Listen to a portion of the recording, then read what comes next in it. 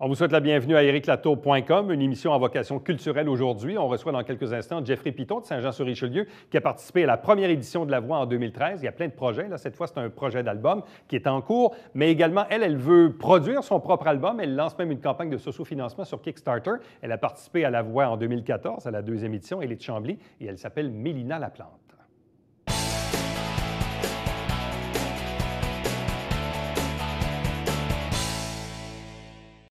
Vous vous en rappelez peut-être, on l'a reçue en 2014 à l'occasion de l'émission La Voix à TVA, la deuxième saison de La Voix. Elle est de Chambly, elle s'appelle Mélina Laplante. Bonsoir et bienvenue. Bonjour, merci. Et depuis 2014, évidemment, on la suit, comme la plupart des candidats qui, après La Voix, on regarde, bon, mais qu'est-ce qu'ils font? Est-ce qu'ils ont des projets? Toi, tu étais aux études en musique à Longueuil, hein, si je me trompe. À Marie-Victorin. À Marie-Victorin. Oui. Bon, et là, on t'a suivi.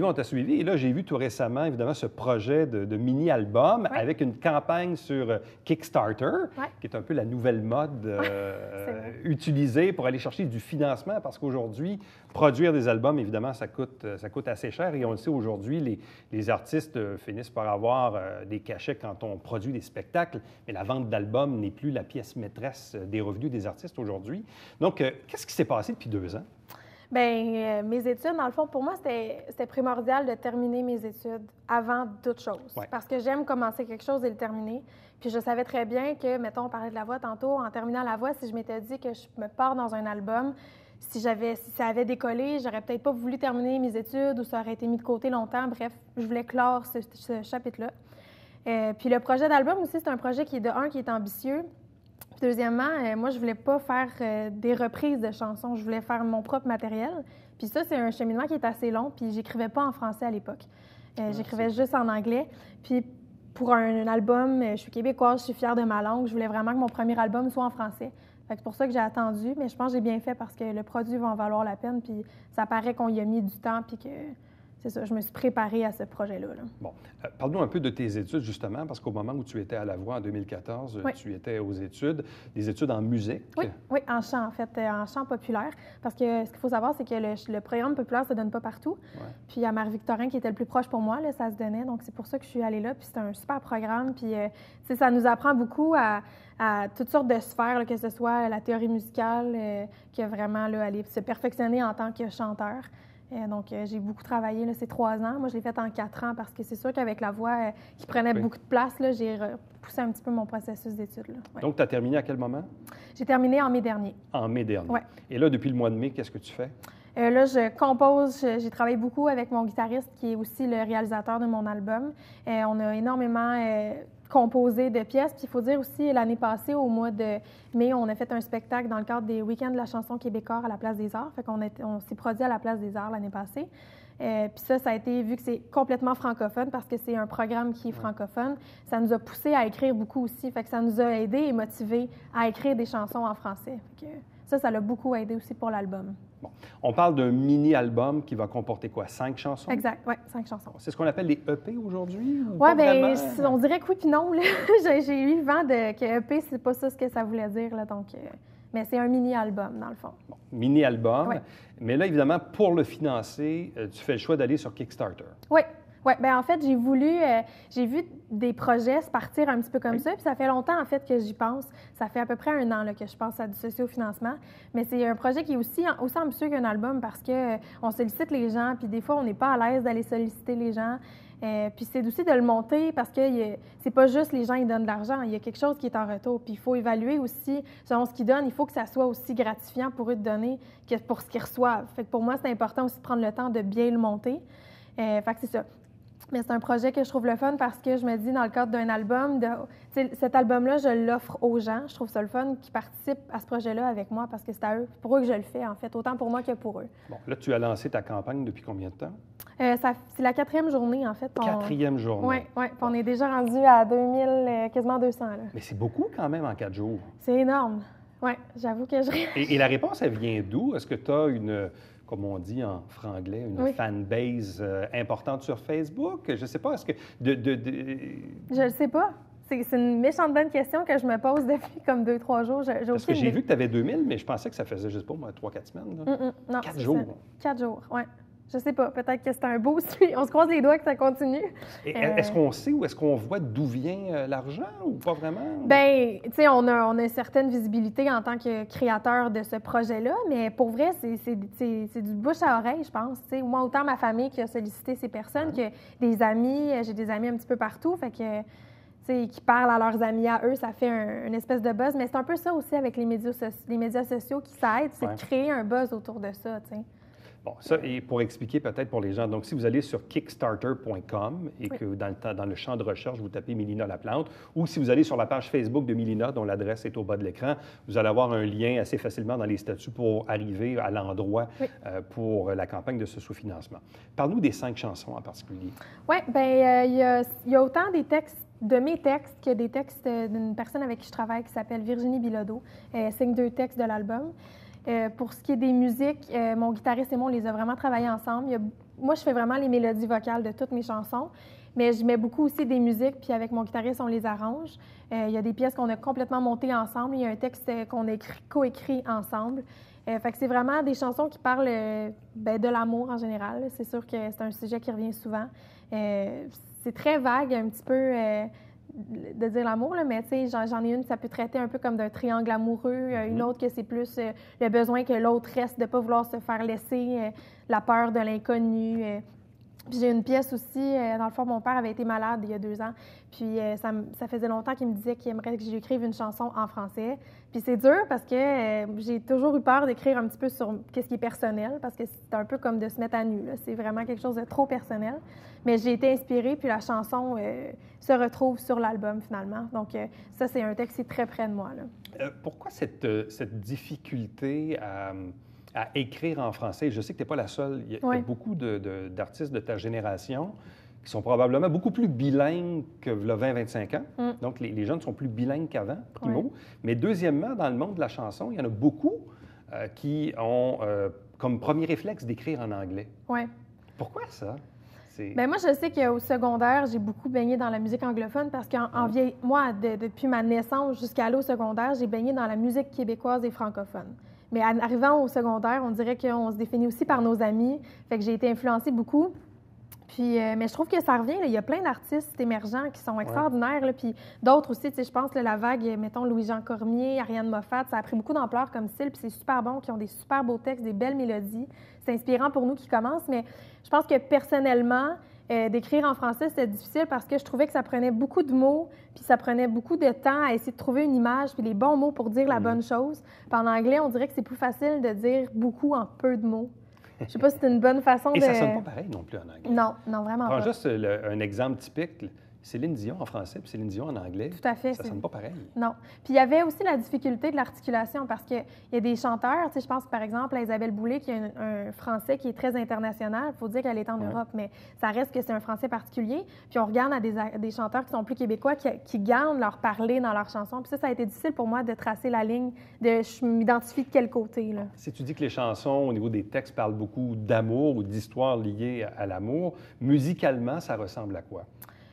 Je suis influencée de plein de styles, j'en fais beaucoup. J'ai essayé un petit peu de cerner, mais j'avoue que l'album, il fait une espèce de survol sur un peu toutes mes influences, autant que ce qui est soul, gospel, R&B, qu'on a des petites couleurs country, blues. C'est vraiment ça mes cordes, mais ça sonne Mélina Laplante, là, du début à la fin. Bon, et comment la musique de tes chansons peut-elle mettre en valeur ton talent vocal? Parce que pour ceux qui s'en rappellent, évidemment, je pense que tu as un sacré beau talent. Ah, bien, merci, c'est gentil. Et donc, après ça, c'est comment on utilise ce talent-là et comment c'est quoi le matériel qu'on a pour mettre en valeur le talent, autant au niveau des textes qu'au niveau de la musique? Oui.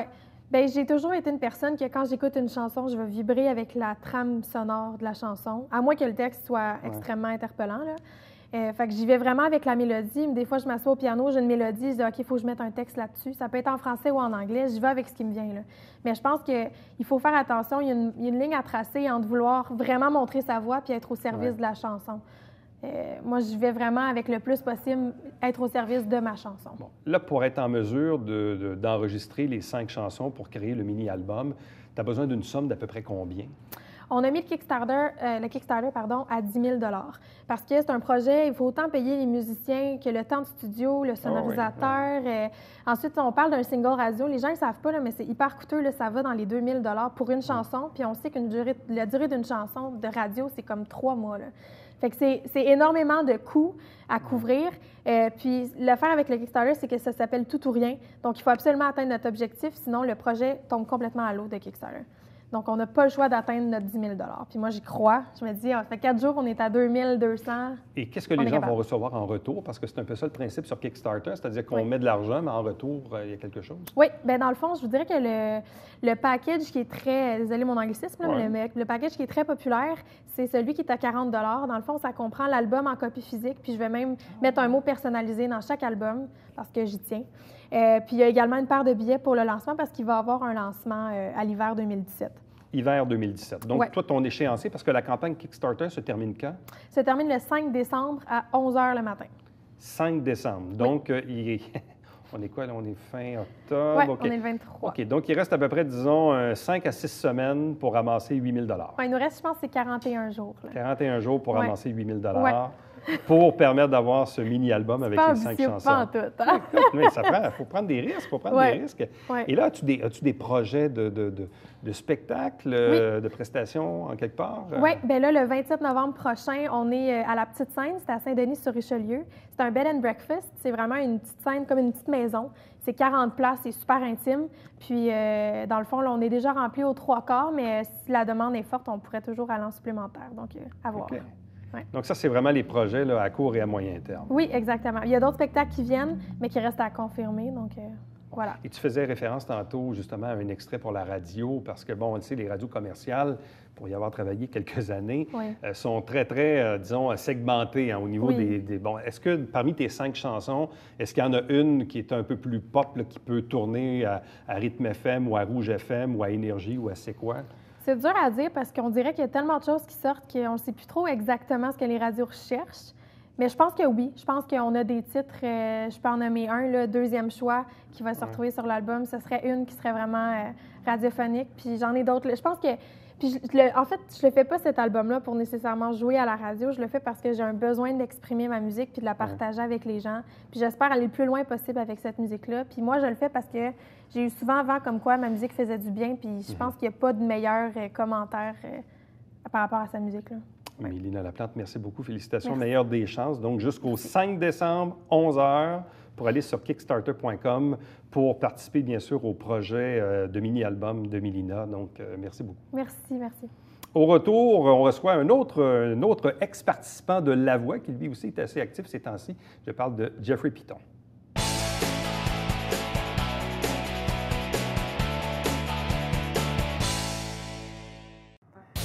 Salut, ici Alexandre Baudouin. Et François Trépanier. François, cette semaine à Sport Express, 100% Joël Perreault. Oui, ancien joueur de la Ligue nationale, il a terminé sa carrière l'année passée en Europe et on parle également de son école de hockey. Tout un show. Oui. Manquez pas ça.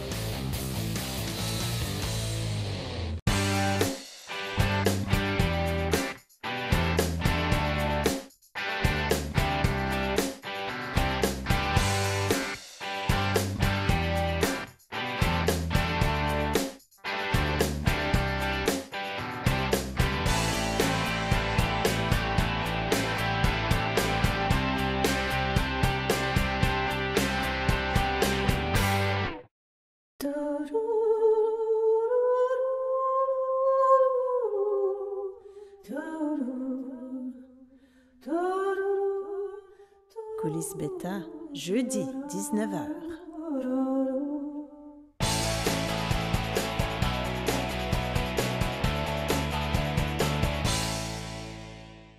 Il a participé à La Voix en 2013, à la première édition. Ça fait déjà 3 ans. 3 ans plus tard, il y a eu plein de projets, plein de spectacles, plein de trucs. Bref, on fait un peu la mise à jour avec le Joannais Jeffrey Piton. Bonsoir et bienvenue. Merci, Eric, de m'avoir invité. Ça fait plaisir.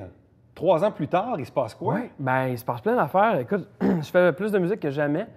Je me suis parti à un projet avec des amis qui s'appelle Saint-Eugène, tous des amis de la région, qui fait référence au quartier Saint-Eugène, d'ailleurs. Je planche sur un album en anglais que je devrais enregistrer bientôt. J'ai presque toutes les tunes, là, fait que... Non, ça roule. Comment on se remet... puis je prends bien le terme remettre, là, parce que, évidemment, la voix, bon, évidemment, c'est beaucoup de visibilité en très peu de temps. Oui.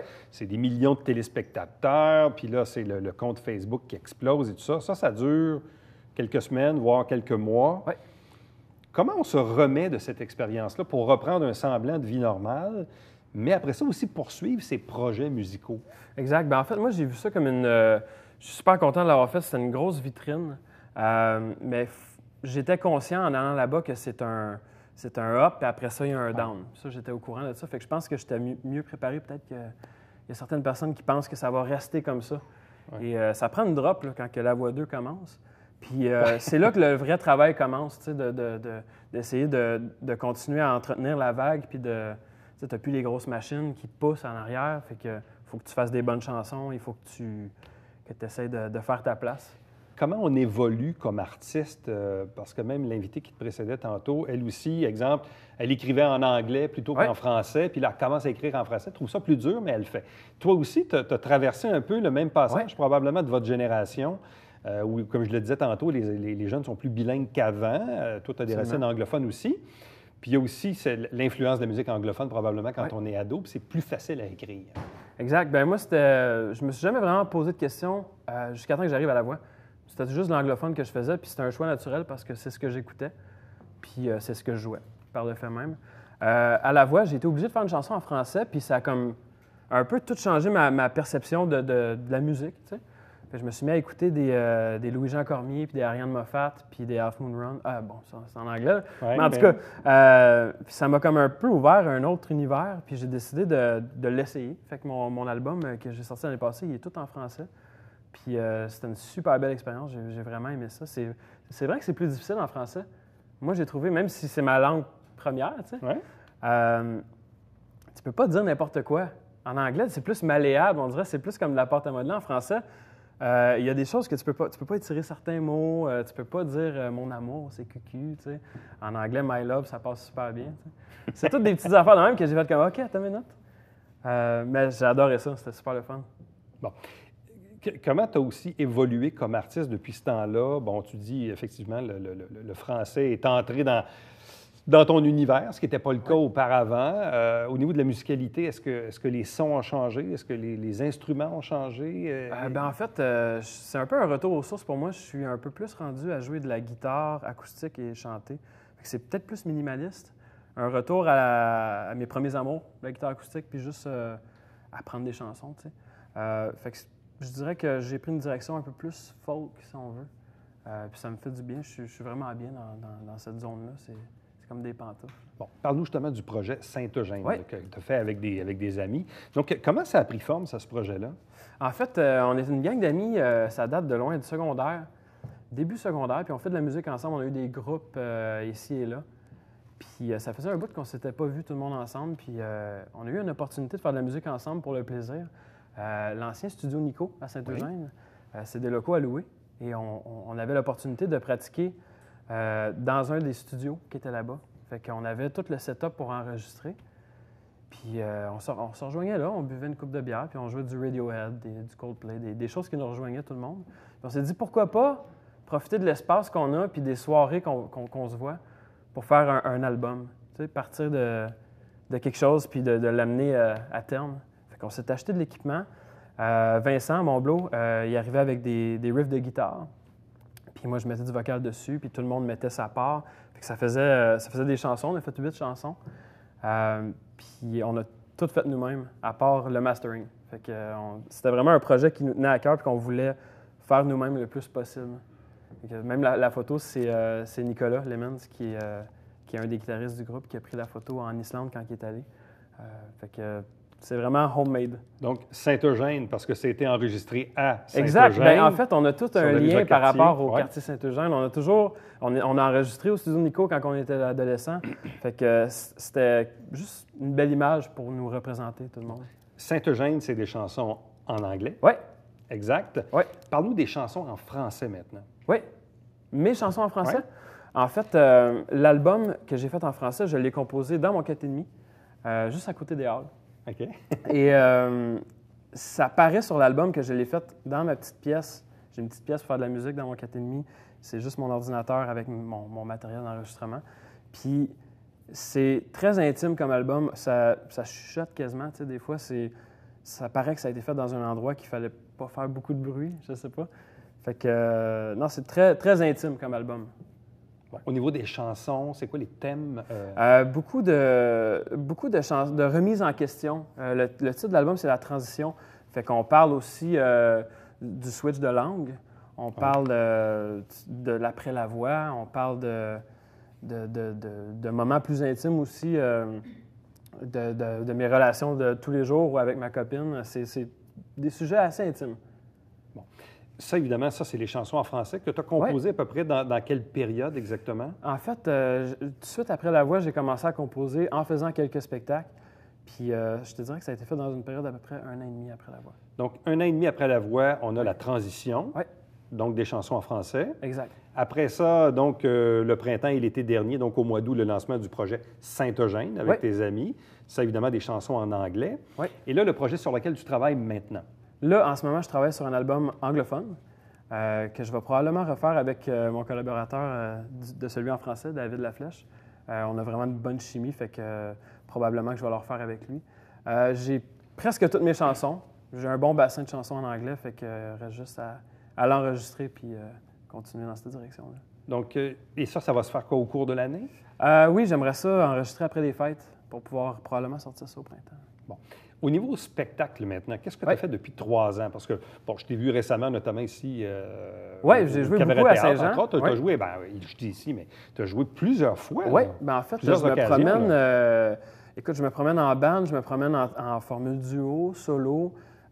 J'essaie de faire le plus de place que je peux. C'est pas toujours évident, mais je reviens de Sept-Îles et de Bécomo la semaine passée. L'autre d'avant, j'étais à Rimouski. J'essaie de me promener puis de chanter mes nouvelles tunes. Comment arrivent les propositions, justement? Tu te dis, bon, Rimouski, Bécomo, Sept-Îles. Oui. Qu'est-ce qui fait que ces gens-là t'invitent? Ils ont entendu parler de toi? Tu as proposé tes services? Je veux dire, comment le lien il s'établit dans ces régions-là? Des fois, il y a des gens qui m'envoient des messages et ça se fait naturellement. J'aimerais ça te booker à telle place, fait que ça se fait.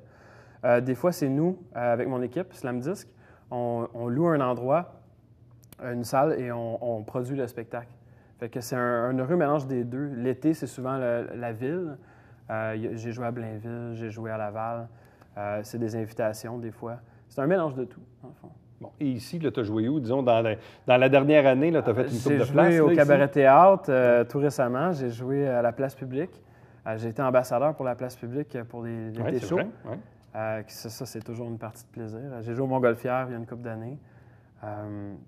J'adore ça, jouer à Saint-Jean. C'est une belle place. J'ai joué au Flore aussi, il y a 2 semaines. Ouais. Donc, finalement, tu es toujours assez occupé, là. J'essaie de me garder le plus occupé possible, oui. J'ai plusieurs projets. J'ai Saint-Eugène, j'ai mon projet en anglais. J'ai un autre projet que je viens de me partir avec un ami qui est encore super flou, mais il y a des chansons. Ressembler à quoi? Un peu plus folk, expérimental. Un peu plus à la Bon Hiver, peut-être. On essaye des choses. Quand on dit « après le déluge, après le froid », qu'est-ce que c'est? Oui. En fait, c'est une ligne que j'ai reprise d'une de mes chansons sur l'album. C'est le titre de mon EP, ma session live que j'ai tournée au Studio Planète. J'ai fait ça en mars passé. Et ça a vraiment été une partie de plaisir de faire ça. On a loué le Studio Planète et on a enregistré 5 chansons live. C'était la première fois que j'enregistrais. Du début à la fin, il n'y a pas de magie studio, si on veut. Puis c'était tout avec mes meilleurs amis, fait qu'on a passé la journée dans le studio à faire ça. Fait qu'après le déluge, après le froid, c'était un peu, je trouvais que ça faisait référence à... Ça arrivait le printemps, puis il faisait beau, puis je trouvais que c'était de circonstance, la phrase avec la sortie de l'album. Bon. Donc là, au cours de la prochaine année, tu souhaites enregistrer le nouvel album en anglais. Oui. Évidemment, booker encore, est-ce que tu as encore un agenda assez bien rempli pour l'année à venir? Ça se calme après les fêtes. Après les fêtes? Oui, il faudrait que je m'y mette. Mais c'est ça, dans le fond, parce que là, on produit de la musique, on livre des spectacles, après ça, on retourne à la planche à dessin, on fait des projets ici et là. Donc, mais pour toi, la musique est toujours omniprésente, là. Ça peut pas... En fait, moi, ce que j'aime beaucoup de la musique, c'est qu'il y a tellement de choses que tu peux faire. Tu peux faire des spectacles, tu peux enregistrer, tu peux créer, j'aime beaucoup toucher à tout, puis plus que je baigne dans cet univers-là, plus que je me rends compte que j'ai le goût de faire plein de choses. Fait que je suis de plus en plus occupé. Donc ça tient occupé. Puis en même temps, as-tu des projets à plus long terme? Est-ce que, tu sais, des fois, on idéalise, on rêve un peu, puis on se dit, hey, oui, c'est dans vraiment, 5 ans, dans 10 ans. Plus que je vieillis, plus que je me rends compte que ce qui est important, c'est vraiment, j'essaie de me garder focus sur ce que je fais en ce moment, puis de ne pas trop m'éparpiller. Fait qu'en ce moment, je planche sur l'album en anglais qui s'en vient, puis on dirait que je pense pas trop à d'autres choses en ce moment. J'essaie de T'es dans le moment présent. Groundé un peu, oui, dans le moment présent. Et ça, le fait d'être groundé dans le moment présent, ça me fait faire des meilleurs tunes, je pense. J'ai la tête directement dans les chansons. C'est quoi les plus beaux commentaires que tu entends? Moi, ce qui me touche le plus, c'est quand quelqu'un vient me voir et il me dit « Hey, cette journée-là, je ne filais pas, j'ai écouté une de tes tunes, puis j'allais mieux après. » Moi, c'est pour ça que je fais de la musique. C'est pour rejoindre les gens de peu importe la façon que ce soit. Des fois, il y a des gens qui viennent me parler par rapport à une chanson, puis ils me disent « Hey, cette chanson-là, tu sais, ma mère elle a l'Alzheimer, puis ça m'a fait passer à travers. » Puis c'était pas ça le sujet de ma chanson. Fait que ça te fait réaliser à quel point que tu t'en rends pas compte. Tu crées quelque chose, mais dans le fond, la signification, les gens... C'est plus à toi. Ouais, les gens s'approprient ça. Fait que c'est ce qui me fait le plus capoter dans la musique. Là. Tous les détails, jeffreypiton.com, ou sur Facebook. Ou sur Facebook, bien évidemment, pour suivre notre artiste joannais. Donc, merci beaucoup. Bonne chance. Félicitations pour la suite. Merci. Restez avec nous. Au retour, on vous présente le Babière quotidien.